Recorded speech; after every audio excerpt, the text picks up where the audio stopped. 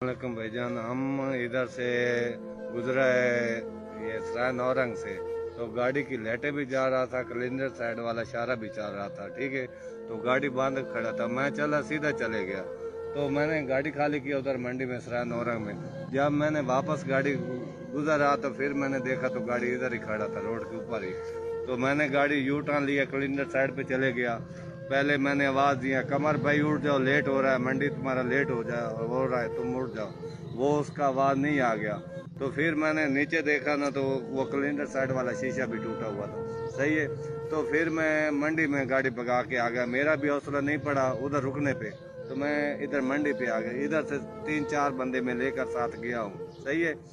तो फिर इधर उसने रेक्सियो वाले को फ़ोन किया है, फिर उसने इधर हमारे को लाया। हम आ रहे थे भाईजान, जिला टोबा टेक्सन तहसील कमाली से हम आ रहा था, बन्नू ले जा रहा था। तो उसने गंडी चौक में रब्ता किया, तो बोलता है मैं गंडी चौक में माल उतार दिया है। फिर बोलता है, उसने बोला कि सराय नौरंग भी माल उतारना है। सही है।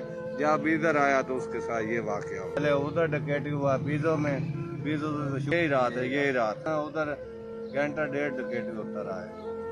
इस वजह से फिर उधर से तो बच गया। इसको मैंने उधर ही फ़ोन कर रहा था, इसने फ़ोन नहीं, बस बिजी जा रहा था, बिजी, फ़ोन नहीं उठा रहा था। सही है। उसके बाद जब नंबर बंद हो गया ना, मेरे को पता चल गया कोई मसला बना हुआ उसको। तो मैं भी नहीं रुक गया, मैं स्पीड के साथ मंडी में चले गया, माल खाली किया, फिर मैं आ गया गाड़ी घुमाया। मैंने बोला ये आदमी लेट क्यों हो रहा है, इधर ही पड़ा है। तो मैंने जब देखा तो कैलेंडर साइड वाले इशारे भी लगा हुआ था, आगे वाला लाइट हेड लाइट भी जा रहा था। सही है। तो फिर मैं भी बस कैलेंडर साइड से आवाज़ें दिया, नहीं आवाज़ें आ रहा था। मैं फिर मंडी में आ गया, उधर से बंदे लेकर फिर उधर पहुंच गया।